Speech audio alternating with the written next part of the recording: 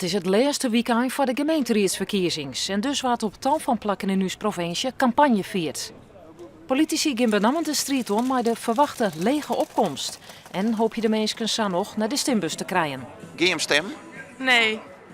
Ja. Nou ja, moet toch? Ik twijfel nog tussen SP en PvdA. Stemmen is heel belangrijk. Je kan altijd wel vinden dat dingen net goed gaan, maar dan moet je nou de kans nemen om te kiezen en te kiezen wat je denkt welke kant het wel uit moet. En je hem zetten er zelfs een kameel voor in, zeg ik. Wij zetten er zelfs een kameel van in. In de Telegraaf stond dat lokale partijen een hele kleurloze campagne voeren.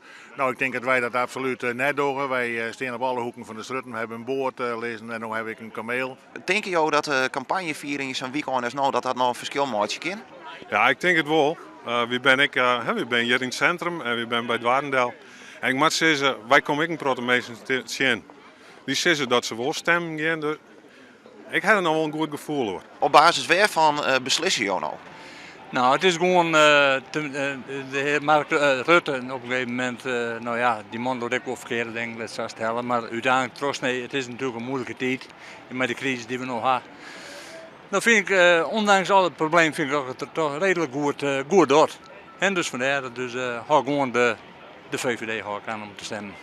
Nou gaat het natuurlijk om de gemeentelijke politiek, maar jou kiest er dus dan toch op basis van de landelijke leiders. Ja, ik vind gewoon gemeentelijk is natuurlijk een goede zaak, maar ik vind gewoon de gemeentelijke, er zijn te veel lidstaten. En dat vind ik gewoon jammer. Dan krijg je een bepaalde versnippering. En ja, al die lidstaten, dat helpt niks uit. Waarom ga je dan net stemmen? Ik kan me er net in verdiepen, dus ik zoen het witte werk op stemmen wat. Maar vies het dan net belangrijk genoeg? Of wat is de reden? Nee, het lukt mijn interesse net. Wij zorgen ervoor dat die mensen naar die stembus toe gaan. En dat doen we door middel van hier campagne te voeren.